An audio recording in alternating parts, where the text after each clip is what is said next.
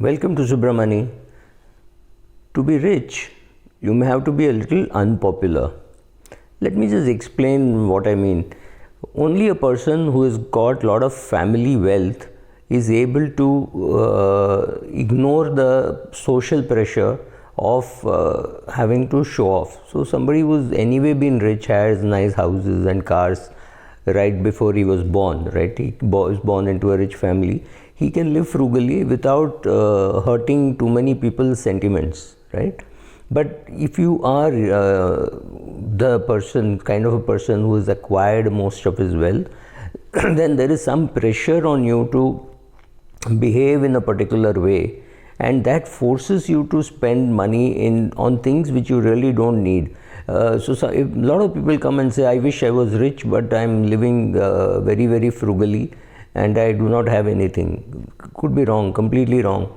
Most of us think rich means having a huge palatial house, large number of servants, choice of cars, choice of vacations, and things which you do not really need, right? You want a closet full of clothes and you don't have enough time to wear. If you're already 70 years of age and you have 7 suits or 10 suits, what are you going to do with it? Well, let us say you and I have 4 pairs of black shoes and 2 pairs of brown shoes.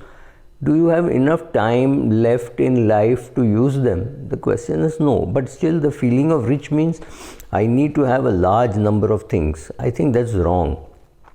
Start redefining what you want. Go and see how the other half of the world or other 99% of the world lives. Because with about $60,000-$70,000, maybe $100,000 of assets, you're rich, right? By any standards of the world, you're rich. So what do you do with the money beyond that, right? And that's a question you need to ask yourself. So don't be under any great peer pressure to say, I must do these things. You are doing those things just to be popular.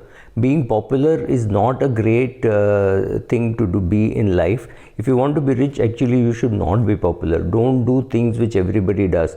Don't take a student loan because everybody does. Don't take a student loan because your friends are taking, right? Don't take a car loan to buy a car. Maybe put 80% of the car price or buy a second-hand car, right?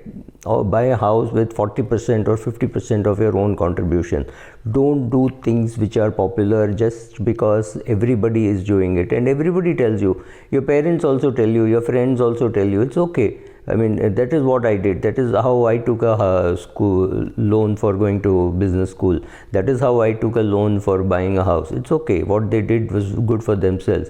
Need not be good for you. Don't come under that kind of a pressure to spend money. What is important is what do you enjoy doing. If you do not enjoy doing it, if you do not enjoy buying things, don't buy. If you enjoy buying things, see how much of self-control you have.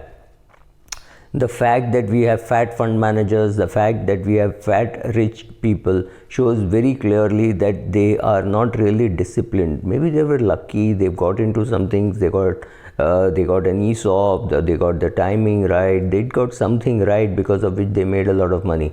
It need not be disciplined. Be disciplined, see what you want in life and go for that. Don't copy others. Just because others are doing it doesn't mean you have to do it. Thank you.